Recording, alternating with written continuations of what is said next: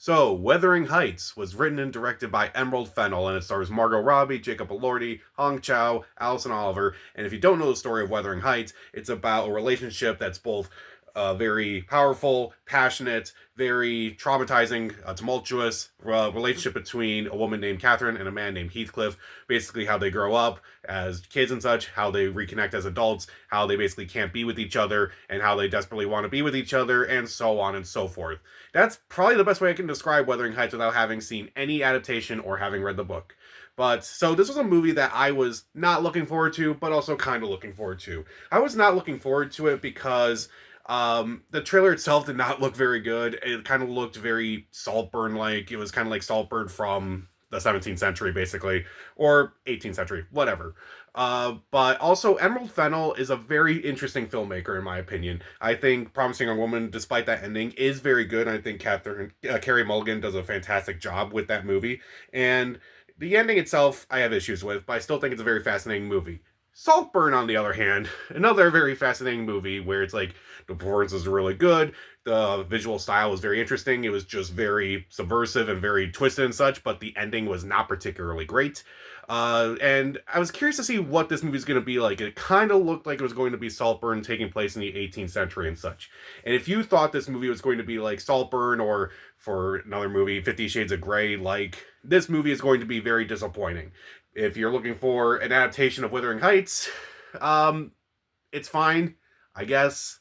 I'm not going to act like I actually know the story of Wuthering Heights. Again, I have not seen any other adaptation, and I have not read the book, so I can't really judge it based on that. I can only judge this movie based on the fact that it is a movie. And having seen the movie, it's mixed. There are parts of it that I liked, but it's mainly the first half that I liked, the second half not so much. But let's get into it.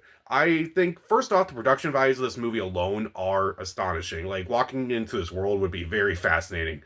Like, not only just the residences, but also, like, the villages and such. That would be very cool to see.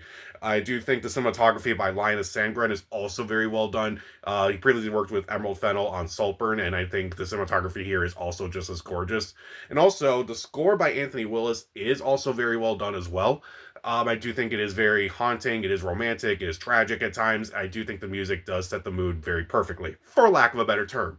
Didn't care for Charlie XCX's music, but we'll get into her music eventually. Meanwhile, it also has a pretty good opening title card. Emerald Fennell's movies, looking back on them, I rewatched both of her movies prior to this, and I realized they both have really good title cards and such, and opening credits. And this movie is also no exception. Like, the opening scenes alone are kind of like going to be like subversive. It's like, okay, if you thought it was going to be like this movie, but it's actually not this movie, it's like, wait, are they doing what I think they're doing automatically? Oh, no, they're doing this instead. It's like, oh, my mind's in the gutter, I guess. So there's that. Meanwhile, I will say the performances themselves are solid. Margot Robbie's pretty good. Jacob Elordi's also decent in the movie. I really wasn't a fan of him as an actor, but after Frankenstein, I'm giving him more of a chance. And Hong Chow, I also thought she did a pretty good job after around the second act, where it's like when you see more of her character and such, she kind of carries the second act, in my opinion. But let's talk about the rest of the movie, because I will say the first half I was kind of on board. I was actually interested in the relationship. I was kind of curious to see where this was going and such. But by the second half of this movie, I just lost it. Like, I was just getting bored. I was just getting restless. I'm just like, let's just get to the inevitable ending of this movie, because the second half of this movie is just very slow and just kind of repetitive and such, and it just did not really work for me. I just felt like it was just very dull for the second half, and I felt like this movie was just very tame overall. If you were concerned going into this movie being like, oh, is this movie going to be like really sexualized and such, this movie's pretty vanilla. And I say that having seen the trailer and like all that, and like just saying that this movie's just not as intense as I thought it was going to be. But with that in mind, it's also a movie without much of an identity. Like, this movie feels very straightforward when it comes to an adaptation of such, which is ironic because Emerald Fennell's kind of been going around saying, oh, this movie's not really a straightforward adaptation, and it's actually more about the experience of reading the story for the first time and such. And that's why the title is around quotation marks. But having seen the movie, it feels less like that. It feels definitely like a straightforward adaptation rather than a feeling. And it felt like I could just watch this in school or something if I was reading from the book and such. But no, this movie is just kind of very dull and very lifeless and such. There's also just a lot of gaps in the story where it's like, oh, you could have explained this a little bit better. Like, some of the things that happen between the first half or like the first third when they're like kids and such, and then the second and third acts where it's like they're actually adults and such. They could have explained a lot more, and the fact that they don't is actually kind of a waste. Like, why would you do that?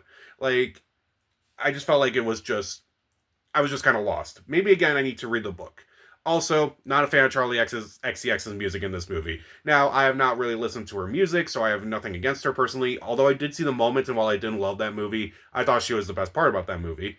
But this movie, I felt like her music was just very generic and very bland, and it's like, why would she do this? If I'm being honest, like that one song that's in the trailer stuff, it's like, okay, that's cool, I guess, but the rest of the music is just very forgettable. I just did not care.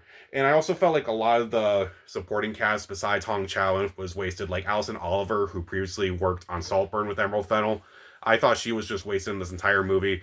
A lot of the actors are kind of just there to play parts and such. And it's just like, they're not really trying to be the characters. They're just doing this for the sake of doing this. And I just felt like this movie could have used a lot more. This movie could have been a lot more, but chose not to be. It's a movie that's strangely tame and strangely without any sort of identity. This is a movie that I feel like, again, I mentioned the title cards are one of the best parts about this movie. When the title card is one of the best parts about a movie, you got a problem.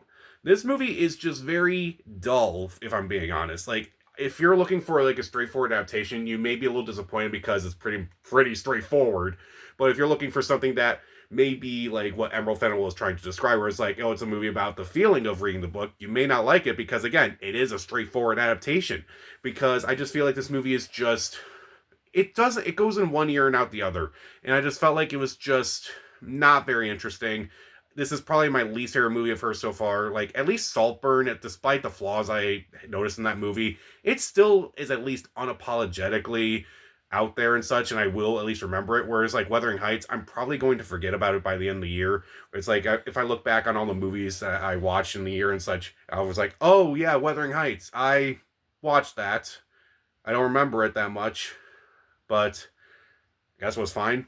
You could watch this movie at some points, but this movie is just not entirely worth seeing in a movie theater. So I will say, even though the performances are solid and all the production aspects of this movie are fascinating, and I do like the score by Anthony Willis, and I do think the first half is at least interesting, I just think it's the second half of the movie that falls apart. I find Charlie XCX's music to be kind of bland and forgettable. I find the rest of the movie to kind of be dull and lifeless overall. I found the pacing to be really slow in the second half. The supporting cast is kind of just wasted. There are so many gaps missing in the story.